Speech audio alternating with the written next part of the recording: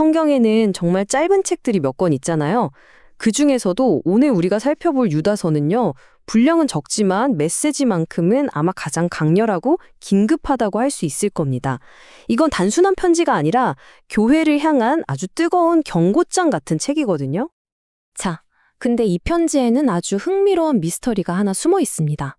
사실 처음부터 이런 내용이 아니었다는 거죠. 어떻게 기쁨과 구원에 대한 소식을 나누려던 평범한 편지가 갑자기 믿음을 위해 싸워라 하는 이런 절박한 외침으로 바뀌게 된 걸까요? 우선 이 편지를 쓴 사람이 누군지부터 알아봐야겠죠? 바로 유다인데요. 그는 예수님의 형제 중 한 명이었습니다. 그리고 그는 원래 전혀 다른 내용의 편지를 쓰려고 마음먹었었죠. 유다는 처음에 우리 모두가 함께 받은 이 구원의 은혜가 얼마나 놀라운지에 대해 이야기하고 싶었어요. 복음이 주는 그 기쁨을 함께 나누는 아주 따뜻하고 격려가 되는 그런 편지를 쓰려던 거였죠. 그런데 갑자기 뭔가 아주 심각한 일이 터진 겁니다. 공동체 안에 정말 위급한 위기가 닥쳤고 유다는 쓰려던 편지를 멈추고 계획을 완전히 바꿔야만 했어요. 아, 지금은 그냥 안부를 전할 때가 아니구나 싶었던 거죠. 그래서 그의 새로운 임무는 바로 이것이었습니다. 성도에게 단번에 주신 믿음의 도를 위해서 힘써 싸우십시오. 라고 긴급하게 촉구하는 것. 이제 유다는 교회가 마주한 그 위협이 대체 무엇인지 하나씩 드러낼 준비를 합니다. 드디어 위기의 원인이 밝혀지는데요. 놀랍게도 그 위협은 교회 밖에서 온 게 아니었습니다. 바로 교회 안에 아주 조용히 은밀하게 스며든 거짓 교사들이 문제의 근원이었던 거죠. 자, 그럼 이 사람들이 대체 어떤 사람들이었을까요? 한번 보세요. 이들의 특징이 아주 교묘합니다. 하나님의 은혜를 마치 하고 싶은 대로 다 해도 돼라는 자유이용권처럼 써버렸어요. 완전 방탕한 삶의 면죄부로 삼은 거죠. 그리고 예수님의 권위를 정면으로 부인했고요. 또 말씀이 아니라 내가 이런 꿈을 꿨는데 하면서 자기들 꿈 이야기를 근거로 삼았어요. 게다가 영적인 권위는 무시하고 자기 이익을 위해서는 사람들한테 아첨까지 했죠. 가만 보면 이들의 엉망인 삶 자체가 그들이 가르치는 교리가 얼마나 거짓된 건지를 그냥 스스로 보여주고 있었던 셈이에요. 유다는 이 위험이 얼마나 심각한지 사람들이 바로 알아차릴 수 있도록 아주 강력한 그림 언어, 그러니까 은유를 사용해서 그들의 본질을 폭로합니다. 첫 번째 비유는 애찬의 암초입니다. 이들은 성도들이 함께 밥을 먹고 교제하는 자리에 아무렇지 않게 섞여 있었어요.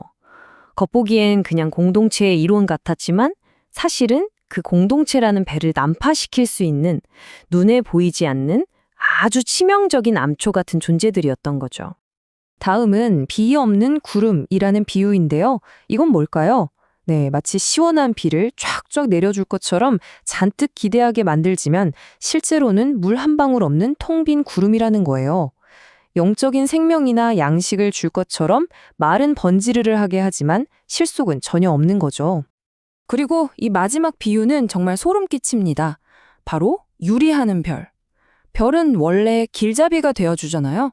그런데 이 별들은 일정한 궤도도 없이 이리저리 떠돌아다니면서 자기를 따라오는 사람들을 영원한 어두움 속으로 끌고 들어가는 그런 잘못된 안내자라는 뜻입니다. 유다는 여기서 멈추지 않고 한 걸음 더 나아갑니다. 하나님께서 이런 종류의 반역을 얼마나 심각하게 다루시는지 보여주기 위해 듣는 사람들이라면 누구나 알 법한 역사적, 문화적 사례들을 소환합니다. 유다는 역사를 거울 삼아서 세 가지 강력한 예를 들어요. 첫째, 이집트에서 구원받고도 믿지 않다가 광야에서 멸망했던 이스라엘 백성들. 둘째, 자신의 자리를 이탈해서 반역했던 천사들이 심판 때까지 어둠에 갇힌 사건. 그리고 마지막으로 극심한 부도덕 때문에 불로 심판받았던 소돔과 고모라. 이 모든 사례가 보여주는 패턴은 아주 명확하죠. 바로 하나님의 은혜가 반역에 대한 결과를 면제해주지는 않는다는 겁니다. 여기서 정말 흥미로운 점이 하나 있는데요. 유다가 정경, 즉 성경뿐만 아니라 당시 유대인들에게 아주 익숙했던 에녹서 같은 책의 내용까지 인용한다는 거예요. 이건 청중들이 이미 잘 알고 존중하는 이야기를 활용해서 경고의 메시지를 훨씬 더 효과적으로 전달하려는 아주 탁월한 소통 전략이었죠. 에녹서에 나오는 이 예언을 보세요. 보라, 주께서 그 수만의 거룩한 자와 함께 임하셨나니 이는 뭇 사람을 심판하사. 정말 강력하죠? 유다는 이 예언을 거짓 교사들에게 그대로 적용하면서 그들의 경건치 않은 모든 행동에 대한 심판은 피할 수 없는 확실한 미래라고 선포하고 있는 겁니다.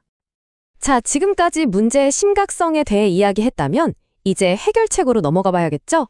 그렇다면 유다가 말하는 믿음을 위해 싸운다는 건 구체적으로 어떻게 하라는 걸까요? 이 싸움이라는 단어 때문에 오해하면 안 됩니다. 여기서 말하는 싸움은 주먹질을 하거나 막 화내면서 싸우거나 편을 갈라서 분열을 일으키는 게 절대 아니에요. 오히려 그 반대죠. 영적으로 무엇이 옳고 그른지를 분별하고 진리를 지켜내고 무엇보다 공동체를 무너뜨리는 게 아니라 건강하게 세워나가는 건설적인 싸움을 의미합니다. 유다는 거짓 교사들의 나쁜 영향력에 대한 해독제로 이 4가지 긍정적인 행동 지침을 제시합니다. 첫째, 우리 삶을 복음이라는 아주 단단한 기초 위에 세울 것.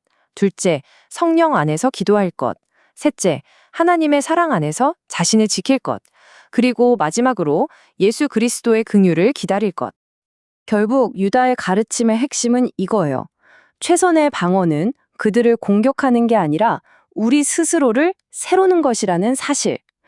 부패와 거짓에 맞서는 가장 강력한 방법은 바로 영적으로 견고하고 건강한 공동체를 함께 만들어가는 겁니다. 그리고 유다는 이 모든 경고 끝에 정말 강력하고 희망이 가득한 축복의 기도로 편지를 마무리합니다. 이제 우리의 시선은 우리를 위협하는 것들이 아니라 우리를 넘어지지 않게 지켜주시고 결국에는 흠 하나 없이 큰 기쁨으로 하나님 앞에 서게 하실 그분께로 향하게 되죠. 수많은 정보와 저마다의 진리가 넘쳐나는 요즘, 이 고대의 짧은 편지가 우리에게 던지는 울림은 결코 작지 않습니다. 이 수많은 목소리들 속에서 우리는 어떻게 공동체를 분열시키지 않으면서 오히려 더 강하게 세워나가며 올바른 것을 분별할 수 있을까요?